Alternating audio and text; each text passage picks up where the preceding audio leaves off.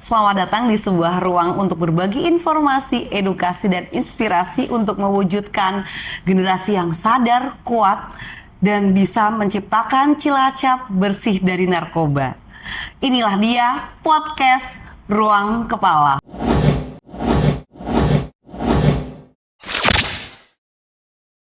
Berbagai hal dilakukan oleh BNN Kabupaten Cilacap untuk mewujudkan Cilacap bersih narkoba. Salah satunya dengan berkolaborasi dengan salah satu organisasi yang sudah sangat lama ya, kalau kita bilang legend nih gitu. Nah, sudah hadir di ruang kepala BNN Kabupaten Cilacap, Kak Agus dari Pramuka. Selamat datang, Kak. Siap, Aduh, bosan gak nih Kak di BNN dulu? Enggak ya.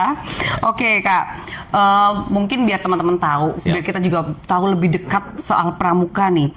Sebetulnya Kak Agus di Kuarcap Cilacap sebagai apa dan ngapain sih Kak kalau di Pramuka gitu? Siap Kak Raras, terima kasih sebelumnya BNN sudah mengundang kami dari Pramuka, khususnya Kuartir Cabang Cilacap.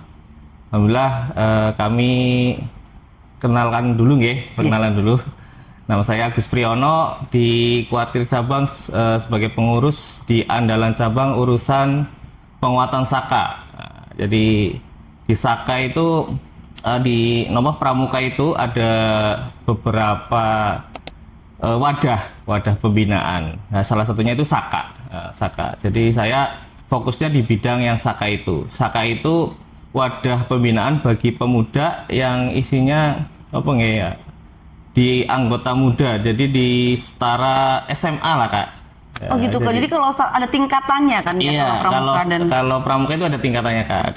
Ya nanti kita jelaskan lebih lanjut. Ada siaga, ada penggalang, ada penegak dan pandega. Penegak itu yang tingkatan SMA sama perguruan tinggi Kak. Kalau untuk Saka? Anggotanya itu Saka itu untuk penegak itu. Penegak dan pandega. Nah, terus kami kan masih buta nih ya soal Pramuka, walaupun dulu pas sekolah ya kita semuanya mengalami ekstrakurikuler Pramuka itu wajib. Nah, kalau di Pramuka itu sih apa aja sih yang membedakan antara setiap tingkatan itu? Iya. Oke, siap. Jadi di kami di Pramuka itu ada beberapa anggota, yaitu anggota muda dan anggota dewasa. Jadi anggota muda itu isinya ada siaga, kemudian tingkatannya penggalang, penegak dan pandega. Kemudian yang di anggota dewasa kita ada pembina. Nah, pembina ini yang seperti kita ini.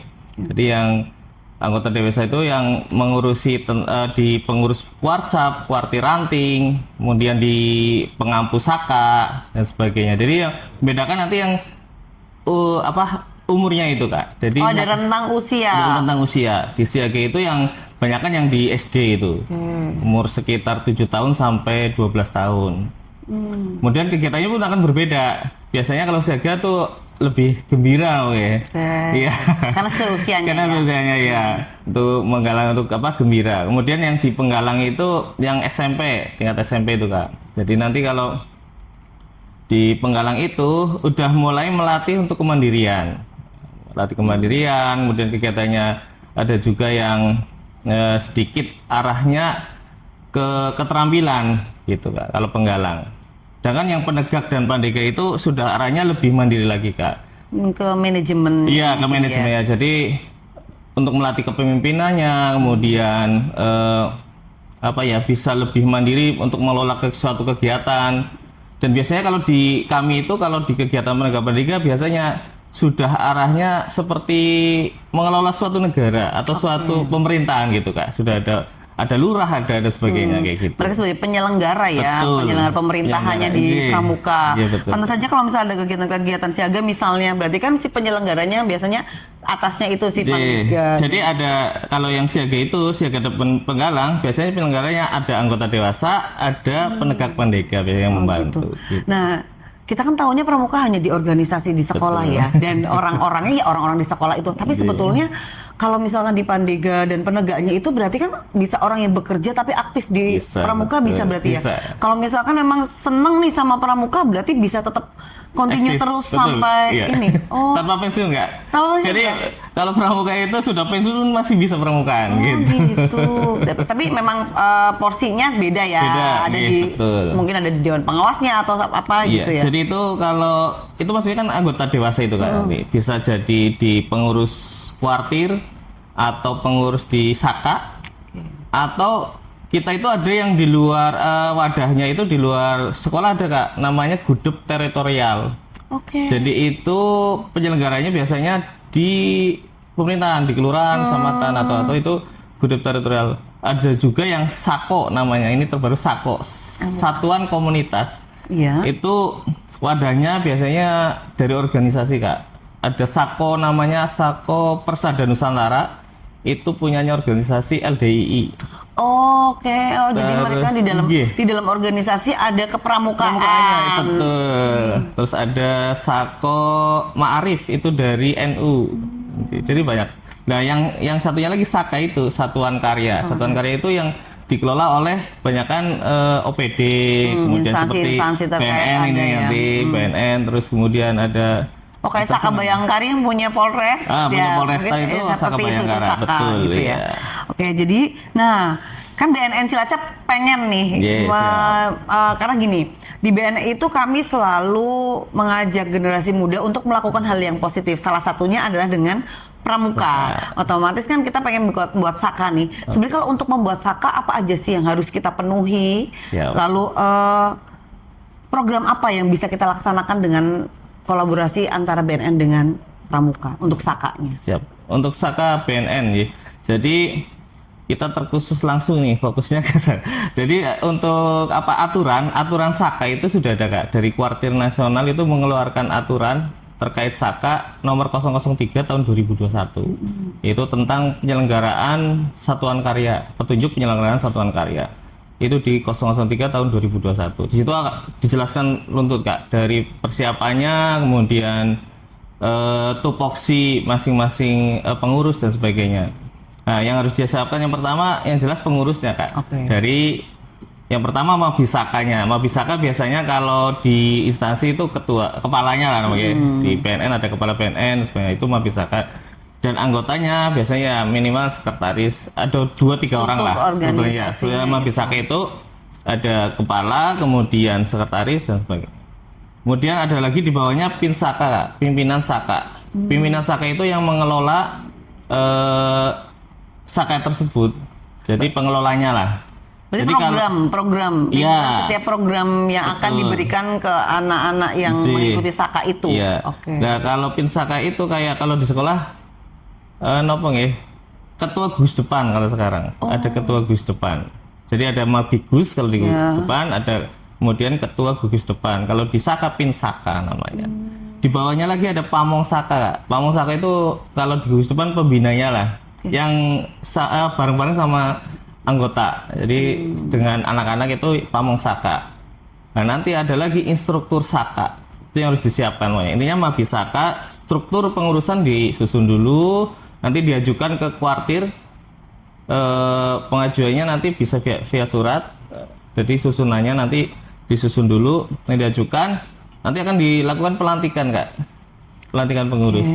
Jadi Berarti cukup banyak juga ya yang Iya, menjadi itu ya, menjadi di Mabit Saka itu tadi. Iya. Jadi hampir ada Mabisaka itu nanti fungsinya untuk nopo ya, support system. Jadi nanti baik keuangan dan sebagainya ditanggung jawab Mabisaka. Dan Pinsaka yang pengelola programnya itu. Oke. Berarti kan kalau di BNN kita harus mempersiapkan terkait dengan struktur organisasinya, Iya, lalu yang berikutnya terkait dengan apa saja yang akan diberikan ke teman-teman, kayak kurikulum materinya. Iya, ya? betul. Oke Kak, tadi kan kita sudah bahas terkait dengan bagaimana syarat membuat Iya, Saka. betul. Dan kalau misalkan BNN tertarik nih bikin Saka, ataupun mungkin berlaku untuk organisasi lainnya atau Betul, instansi lainnya yang akan membuat Saka, berarti kan di dalam satu Saka itu di bawahnya ada bagian-bagian tadi yang disampaikan Betul. sama Kak Agus ya. Itu apa nih Kak? Bagian apa namanya ya? Krida. Krida, iya. Oke, nah krida-krida itu berarti kami yang menentukan Betul, seperti ini. iya. Kami yang menentukan kridanya apa aja, materinya apa aja gitu. Iya. Oke. Jadi gini Kak, terkait Saka, Satuan Karya itu kan wadah pembinaan bagi generasi muda, khususnya penegak pandega kalau di Pramuka. Jadi di situ Saka itu mempersiapkan materinya, yaitu biasanya kan sudah jelas nih kalau di Saka BNN misalkan ada krida pencegahan, kemudian krida nopo yang sesuai bidangnya lah, rehabilitasi misalkan. Bisa saja sih di luar konteks itu bisa, karena Saka itu memberikan kompetensi ke anggota biar apa ya, bisa lebih jelas lah terkait, misalkan bisa saja kerjasama dengan instruktur tidak harus dari BNN. Contoh kalau BNN kan arahnya terkait pencegahan ya, bisa dengan Polresta misalkan yang terkait pencegahannya bisa mengisi dari sana, misalkan yang biar tahu nih anak-anak yang anggota Saka BNN ini biar tahu, oh ternyata cara pencegahannya seperti ini yang pakai misalkan anjing pelacak gitu kan, biar tahu lebih bisa jadi seperti itu. Jadi nggak harus krida yang sudah ditentukan di Saka tersebut mau misalkan sudah terselesaikan, misalnya krida disampaikan ke anggota, bisa dengan kerjasama dengan pihak lain yang memang bisa untuk mengisi di materinya gitu. Jadi sebenarnya bisa berkembang ya. Iya, bisa berkembang, betul. Materinya bisa berkembang. Karena kalau di sekarang ini kan memang anak-anak yang menyalahgunakan narkoba memiliki daya tangkal yang kurang terkait dengan pengguna. Mungkin kan dengan ikut pramuka ini, dengan Saka ini kan saya yakin lah kalau teman-teman dari pramuka kan itu pasti memiliki daya tangkal yang bagus ya, karena kegiatan yang positif, dan itu skill-skill seperti itu yang bisa diperlukan, dan itu yang memang dapat pelatihan-pelatihan seperti itu ya. Oke. Nah, kalau untuk di Cilacap sendiri nih, organisasi-organisasi mana aja atau instansi mana aja yang sudah memiliki Saka, Kak? Banyak, Kak. Kita itu yang sudah terdaftar di Cilacap itu 13 satuan karya. Oh, udah banyak banget. Udah banyak. Jadi, dan mereka aktif ya?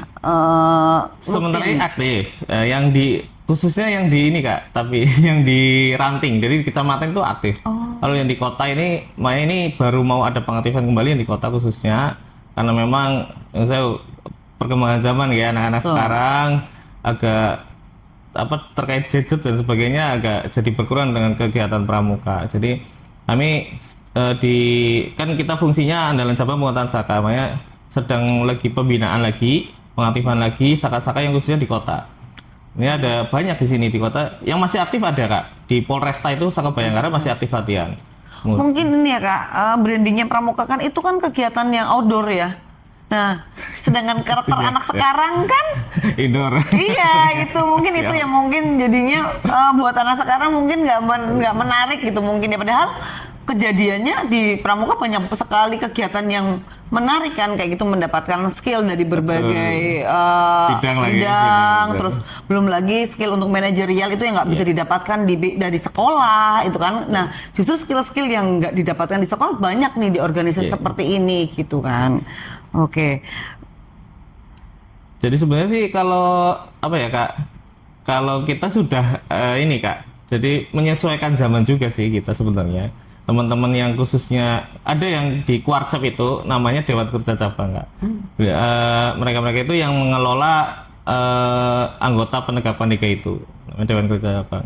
Nah, mereka sudah menyesuaikan zaman juga sih. Jadi nggak ini juga terkait medsos dan sebagainya pun AI pun dipelajari sudah.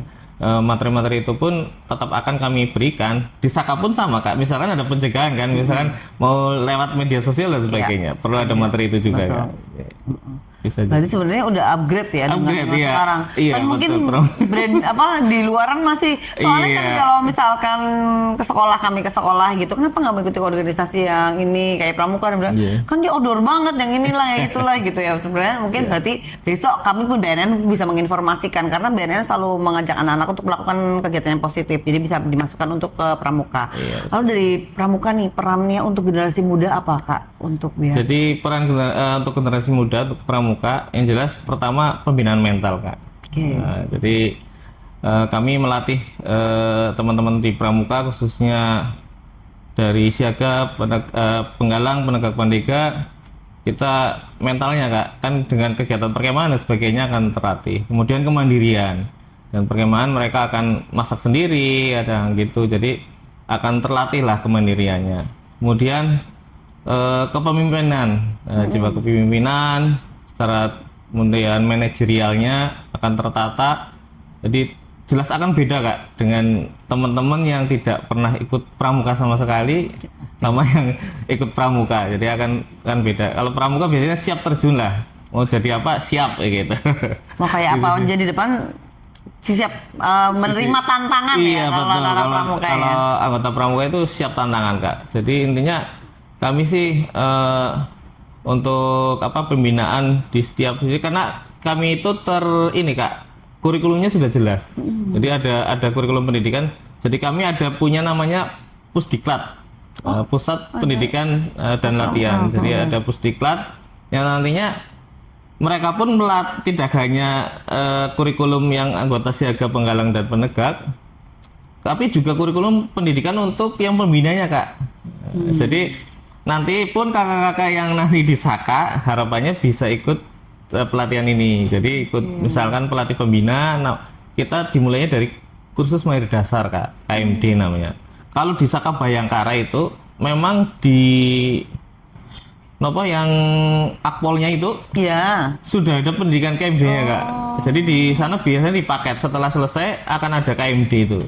Jadi pendidikan pramuka memang iya, jadi makanya Saka Bayangkara sampai saat ini masih eksis ya. Nah, nanti harapannya pun yang di Saka PNN pun nanti ada beberapa yang misalkan putra-putri lah, yang Pamong Saka Putra, Pamong Saka Putri ikut pelatihan ini, ya mengawali kursus mahir dasar biar mengetahui pramuka seperti apa sih gitu. Dan pembuatan programnya seperti apa gitu.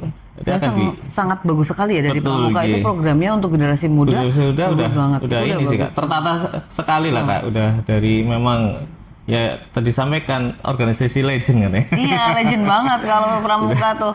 Dan kan yang sulit itu bukan menciptakan dia, tapi konsisten ya. Konsisten bagaimana? Betul. Nah selama ini bagaimana caranya pramuka untuk konsisten bisa regenerasi ke bawahnya untuk ada terus yang mau ngopeni pramuka kasarnya iya.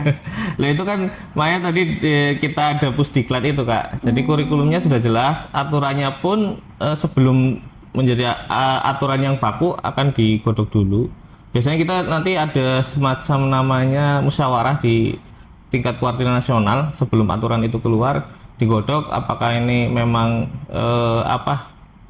sudah sesuai perkembangan zaman, sesuai mungkin anggota dan sebagainya. Nanti akan digodok dan akan dikeluarkan setelah sudah memang ini sudah bagus, sudah bisa selesai gitu. Jadi makanya konsisten. Dan itu pun akan disampaikan pada saat sosialisasi mungkin dengan anggota yang di bawahnya, dengan tingkatan yang di bawah, kuartir daerah, kuartir nasional, kuartir cabang, sampai akhirnya di kuartir ranting Kak. Nanti setelah kuartir ranting akan tersampaikan juga ke gugus depan. Paling terakhir kan gugus depan itu yang di sekolah itu Kak. Atau mungkin ya kalau yang di terakhir pangkalan di Saka berarti pangkalan Saka. Gitu. Nanti akan tersampaikan ke sana. Makanya akan konsisten peraturan itu akan konsisten sesuai itu. Dan dia akan bertumbuh terus sesuai koridornya lah, nggak ada tekanan gitu kan. Berarti dari segi materinya udah oke banget karena berkembang mengikuti lingkungannya dan aktivitasnya otomatis positif. Jadi untuk generasi muda Indonesia kalau mau cari aktivitas positif nggak usah kemana-mana, ke pramuka aja. Atau Saka BNN. Oke, Saka BNN. Oke Kak, tadi kita udah bahas banyak ya karena BNN Kabupaten Cilacap sering berkolaborasi dengan pramuka. Biasanya kita berkolaborasi di hal apa aja sih Kak kalau untuk dari kacamatanya pramuka karena ini? Jadi yang selama ini kami tahu sih ya Kak. Jadi untuk BNN sudah sering lah bermitra dengan pramuka, khususnya setiap kegiatan di kami baik tingkat siaga, tingkat penggalang, tingkat penegak pandega pun sering mengisi sosialisasi Kak. Jadi baik di siaga, misalkan ada kegiatan pesta siaga yang memang volumenya besar kan, dari BNN sering mengisi di sana sosialisasi dan sebagainya. Kemudian di tingkat penggalang pun sama. Tingkat penggalangan kita ada kegiatan yang besar juga namanya Jambore. Nah, di Jambore itu pun ada beberapa kegiatan yang salah satunya pengisiannya dari BNN gitu sih Kak. Jadi memang semoga ini bisa menjadi kolaborasi yang terus menerus, apalagi dengan adanya kita Saka, Saka dari BNN, semoga bisa berkolaborasi terus. Oke, yang terakhir Kak, apa sih pesan untuk generasi muda biar terhindar dari penyalahgunaan narkoba? Nah ini untuk yang generasi muda yang khususnya kalau di yang di luar pramuka nih. Yang jelas harus ikut kegiatan positif. Contohnya ikut pramuka gitu ya. Jadi ikut pramuka. Jadi di sana nanti akan terdidik secara otomatis. Jadi akan terdidik secara otomatis. Misalkan ikut Saka nih, Saka BNN. Nanti akan dapat materi-materi terkait mungkin pencegahan dan sebagainya, dan berkata tidak untuk narkoba dan sebagainya. Intinya teman-teman generasi muda, mari kita tidak melakukan hal-hal yang negatif lah. Yang paling cocok ya ikut pramuka saja. Ikut aja ya, udah pasti. Sudah pasti.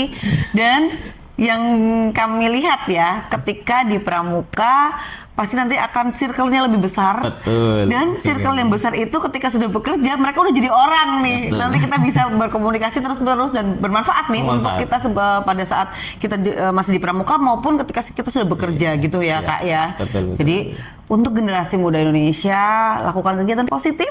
Salah satu dengan mengikuti pramuka. Karena di pramuka tuh udah oke banget kegiatannya.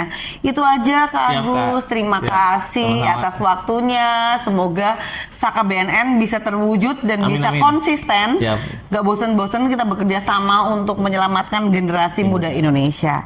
Itu aja dari kami. Setiap pilihan lahir dari pikiran, setiap keputusan menentukan arah kehidupan.